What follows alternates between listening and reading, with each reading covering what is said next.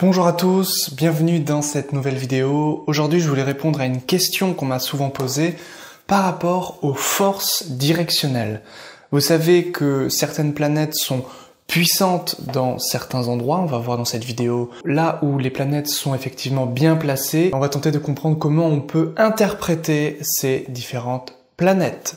Vous êtes prêts? C'est parti! Avant de commencer, sachez que vous pouvez rejoindre mon canal Telegram, le lien est en description. Vous pouvez également vous inscrire à mes mails pour recevoir mes billets quotidiens que je reprendrai dès lundi prochain. Les forces directionnelles, donc, qui vous intéressent. Les forces directionnelles, c'est tout simplement les points cardinaux. L'Est, l'Ouest, le Sud et le Nord. Évidemment, vous voyez que je pointe le Nord en haut et que j'ai mis l'Est à gauche. Tout simplement, parce que c'est la vision astrologique. Et vous allez dire, mais pourquoi les points cardinaux, ils sont pas au bon endroit? Tout simplement parce que lorsque les anciens prenaient l'astrolabe, eh bien, ils le regardaient en dessous. Donc, en le regardant en dessous, eh bien, les points cardinaux étaient mis à leur place. C'est-à-dire que, effectivement, le milieu du ciel se retrouvait bien en bas, donc au sud, et puis le fond du ciel au nord. L'ascendant se retrouvait bien à droite, et le descendant à gauche, à l'ouest. Donc, maintenant, ces points cardinaux sont très importants pour les planètes. Lorsque les planètes se lèvent, ce sont des planètes de manifestation qui vont être puissantes, à savoir Jupiter et Mercure. Jupiter et Mercure sont donc en force directionnelle en maison 1. À l'ouest, qui est le symbole de la mort, de la décrépitude, c'est Saturne qui va se retrouver en force directionnelle dans cette maison 7. Au nord, eh bien, c'est la Lune et Vénus, puisqu'il est minuit au fond du ciel. Donc, c'est le royaume de la nuit.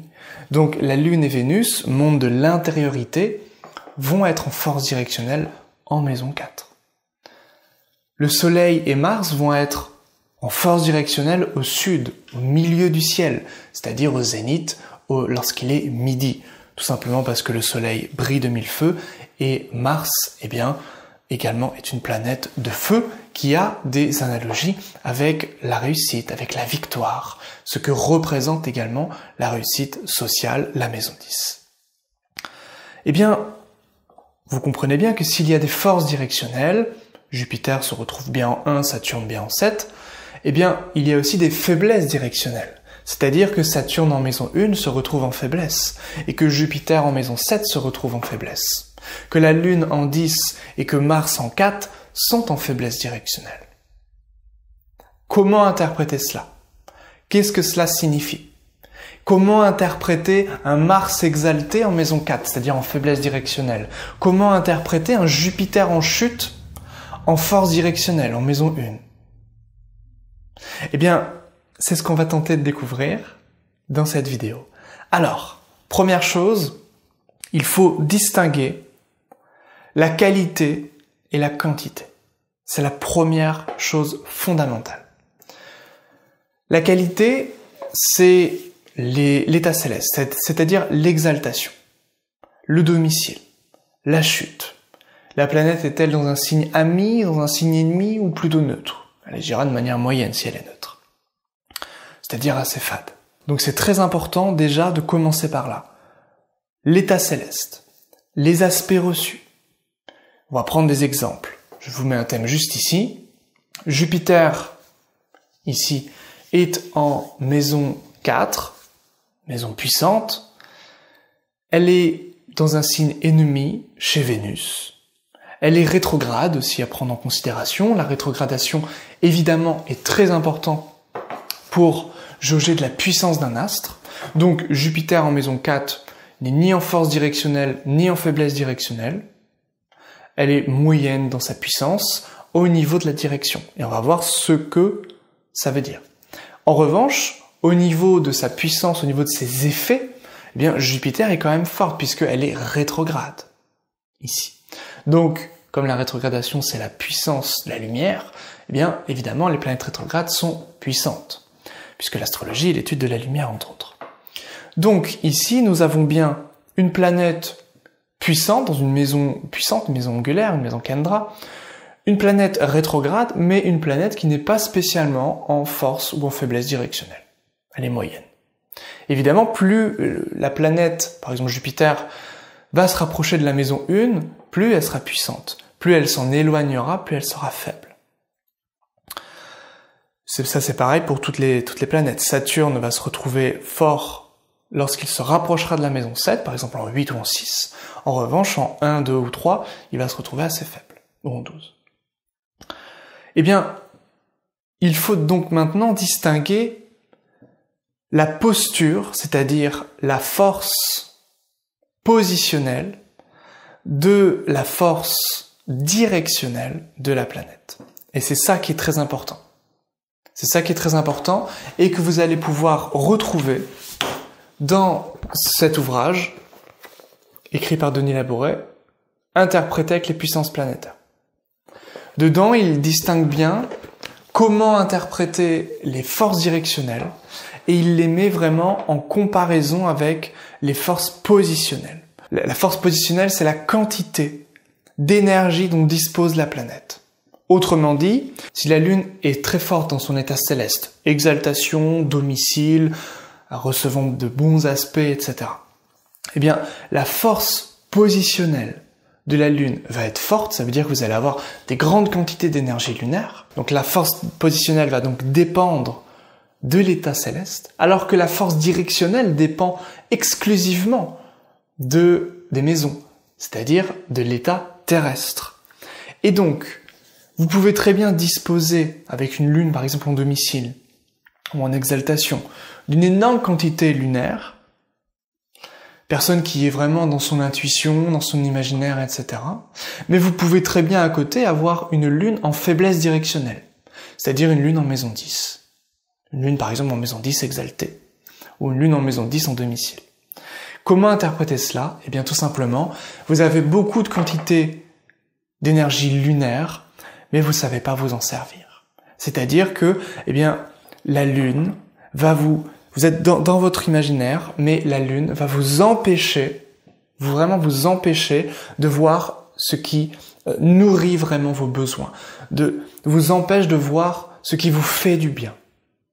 Alors évidemment, lorsqu'on a une grande quantité d'énergie d'une planète, en force donc positionnelle, et une faible énergie au niveau de la direction, puisque la planète en force directionnelle nous renseigne sur la direction à suivre. Est-ce que cette direction à suivre nous fait du bien ou pas? Est-ce que elle répond à nos besoins ou pas? Surtout avec la Lune. Eh bien ici, il n'y a... Évidemment, c'est le pire des cas. C'est-à-dire, si la force planétaire est grande en puissance positionnelle et très faible en force directionnelle, c'est-à-dire en faiblesse directionnelle, eh bien, évidemment, il y aura une grande quantité d'énergie, mais qui sera inefficace. Prenons l'exemple de Mars. Beaucoup de personnes ont du mal à agir. Eh bien, les personnes qui ont du mal à agir, ce sont des personnes qui, durant leur force positionnelle, eh bien, ont un Mars faible. Par exemple, Mars en chute. Mais lorsqu'ils agissent, ils peuvent très bien avoir Mars en chute en maison 10. C'est-à-dire en force directionnelle. Alors, ces personnes auront beaucoup de mal à agir. Mais lorsqu'elles vont agir de manière efficace. À l'inverse, quelqu'un qui a une force positionnelle de Mars très puissante, mais une faiblesse directionnelle, c'est-à-dire un Mars en maison 4, par exemple en exaltation, eh bien, cette personne va être une personne d'action. Une personne qui va vouloir faire plein de défis, faire plein de choses, mais qui sera peu efficace, peu efficiente dans ses effets. Pour Saturne, une faiblesse directionnelle pour Saturne, ça va être tout simplement qu'on a du mal à y voir clair. On a du mal à être structuré, à être concentré. Alors qu'avec une force directionnelle, eh bien, Saturne nous permet de mieux nous diriger. C'est-à-dire qu'elle nous permet de mieux voir, de voir ce qui est au cœur même des choses, de nous débarrasser du superflu. Et évidemment, si vous avez Saturne en force positionnelle, par exemple, voilà, vous êtes une personne qui a beaucoup d'énergie saturnienne, beaucoup de concentration. Vous aimez bien être dans votre monde, dans votre bulle. Vous n'aimez pas qu'on vous embête. Vous êtes plutôt une personne introvertie. Vous avez beaucoup de ces qualités, de cette énergie-là.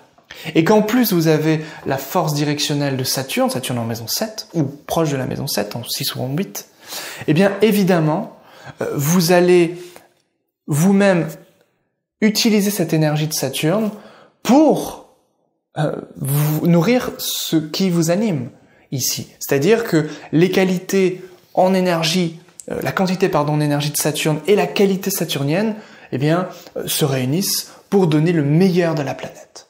Donc évidemment, le mieux, c'est lorsque vous avez une force positionnelle puissante et une force directionnelle puissante également, et quand c'est la même planète, évidemment. Voilà un petit peu quelques exemples de force directionnelle avec un petit peu de force positionnelle pour bien comprendre et bien distinguer ces deux approches. N'hésitez pas donc à vous procurer l'ouvrage de Denis Labouré interprété avec les puissances planétaires qui est disponible sur son site Édition Spiritualité Occidentale. Vous trouverez également le lien en description, un petit pub pour cet auteur.